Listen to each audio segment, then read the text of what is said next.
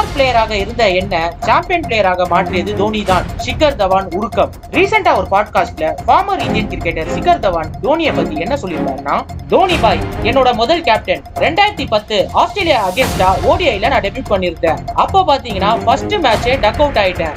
அந்த டைம்ல எனக்கு வாய்ப்புகள் ரொம்ப கம்மியா தான் கிடைக்கும். ஏன்னா ஷேவாக்கும் சச்சின் தான் ஓபனர்ஸா இருந்தாங்க. ஒவ்வொரு டைம் இந்தியா டீமுக்கு செலக்ஷன் ஆகும்போது எனக்கு 2 மற்றும் 3 மேட்ச் தான் விளையாடுறதுக்கு வாய்ப்பு கிடைக்கும்னு சொல்லி நினைப்பேன். அந்த மேட்ச்ல ஏதாவது பர்ஃபார்மன்ஸ் பண்ணி ஸ்பாட்டை பிடிக்கணும்னு நினைப்பேன். ஆனா தோனி அவர்கள் எனக்கு தொடர்ந்து லாங் ரன் வாய்ப்பு கொடுத்தாரு. அது மட்டும் இல்லாம எனக்கு சப்போர்ட்டும் பண்ணாரு. நானும் நிறைய கேப்டன்ஸை பார்த்திருக்கேன். 2-3 மேட்ச் சரியா விளையாடலன்னா டீமை விட்டு வெளில அமைச்சிருவாங்க. தோனி அப்படி கிடையாது. ஒரு பிளேயர் மேல பொட்டன்ஷியல் இருக்குன்னு தெரிஞ்சிச்சுன்னா அவருக்கு லாங் ரன் விளையாடுறதுக்காக வாய்ப்பு கொடுப்பாரு. என்னதான் சுமார் பிளேயர்ஸ் இருந்தாலுமே அவங்கள சாம்பியன் பிளேயர்ஸ் ஆகுற வரைக்கும் தோனி விட மாட்டாரு.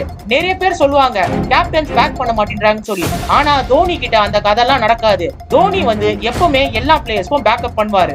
உதாரணத்துக்கு பாத்தீங்கன்னா 2007 T20 world cup team selection அப்போ எல்லாருமே சுமார் பிளேயர்ஸா தான் இருந்தோம். ஆனா திரும்பி வரும்போது சாம்பியன் பிளேயர்ஸா வந்தோம். அதுதான் தோனியோட பவர். வெளியில இருந்து பார்க்கும்போது தோனிய ஐசி கூல் கேப்டன் சொல்லுவாங்க. ஆனா அவர் மைண்ட்ல அந்த கேமை பத்தி நிறைய விஷயங்கள் ஓடிட்டு இருக்கோம்.